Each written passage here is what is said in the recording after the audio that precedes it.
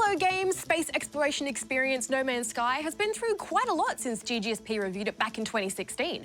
At the height of the hype, excited gamers were expecting to travel across an endless expanse of stars, exploring vibrant planets with their friends. Instead, what they got was samey-looking landscapes, hours and hours of grinding, and no company to speak of, which left quite a few gamers frustrated. But 2 years and a handful of updates later, and No Man's Sky has stepped back into the light, with some of its biggest and best additions yet in the next update. So we thought we'd make the leap back into hyperspace and see what's changed. You ready? Punch it!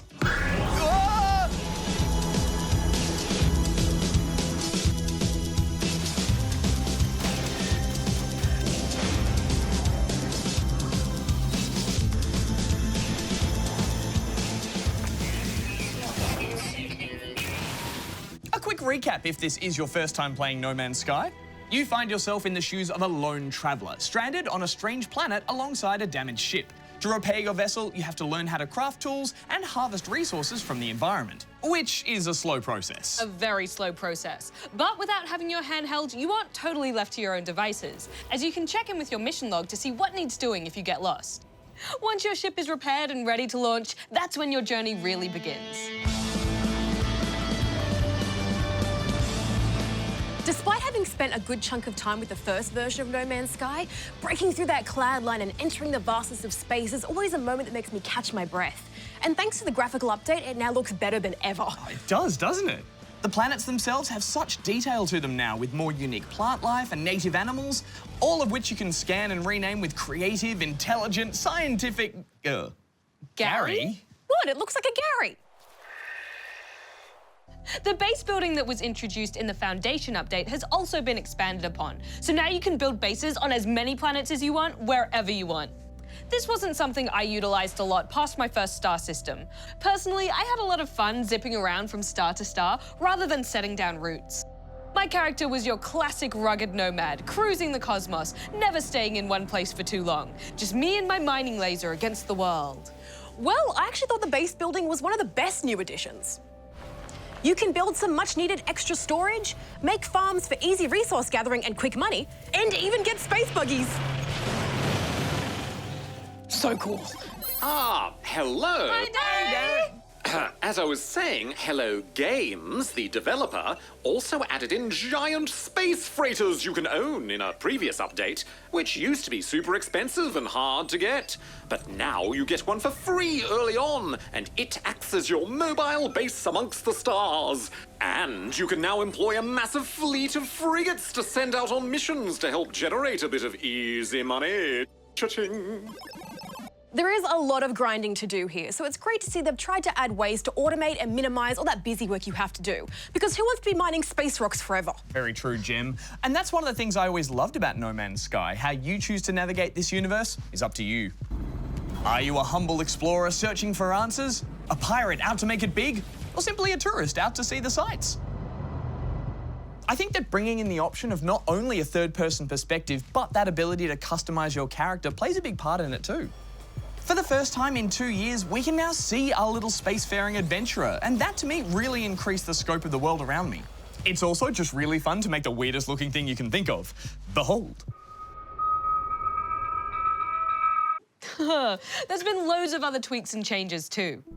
From extra storylines and characters to follow, to missions and bounties to pursue, and even just little things like changing how the space stations are laid out to make them feel more natural and full of life.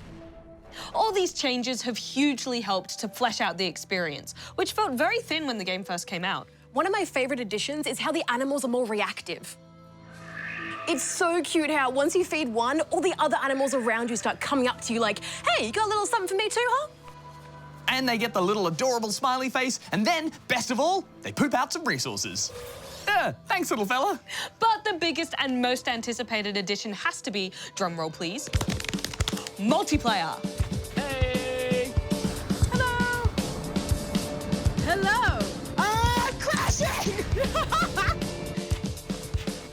Oh no, you annoyed the plant, you annoyed the plant. You and up to 4 friends can now team up in the same game and take on the galaxy as a united fighting force. Or the galaxy's worst mining squad. Whoa! Guys, why can't we all just get along? No! I fell in the hole. Into the hole with you. No! This is when I had the most fun, goofing off with you guys and working together. I've got the dihydrogen stuff, I can do it. You'll need metal plating as well, I can make you that. Being able to share and transfer resources between party members is super useful and can save heaps of time having to mine the most basic of items. Because let's be honest, guys, we partied up for one thing and one thing only. Space fights. Friendship, space fights. They're coming after me! This is fine. Let's go, you and me, let's do it. I'm coming, I got your back, I got your back. No, run! Oh no! No, come back here. I space dive.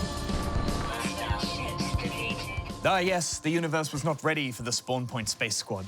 But guys, how do we think Next has changed the way we see No Man's Sky since we first played it? Well, at the heart of it, No Man's Sky is still the same game, with a heavy focus on mining and grinding. It's definitely prettier and feels more put together than the original version. But if you aren't interested in resigning yourself to hours and hours of resource farming, then I don't think these changes will be enough to hold your interest. There's not enough here to keep me playing on. I'm giving it 2.5 out of 5 rubber chickens. I agree, it's not for everyone, but for those spawnlings who haven't played No Man's Sky before, now is a great time to jump in. It's a very different kind of game with no others quite like it. Yes, it can be dull at times, but I think once you've found your reason to progress, it can be a really chill and enjoyable experience. I'm gonna keep playing. There's a whole galaxy out there waiting. It's a 3.5 out of 5 from me. Well, guys, no surprise, I'm in the middle. I think there's a lot of enjoyment to be had here now that multiplayer is a thing, and I really do enjoy getting to discover more of this vast universe. That said, the grind can get super repetitive and fast, so I think this might be the end of my No Man's Sky adventure for now, but I enjoyed the time I spent with it. I'm giving it 3 out of 5 rubber chickens. All right, back to hyperspace? Yeah. I think we're out of fuel. Mining time!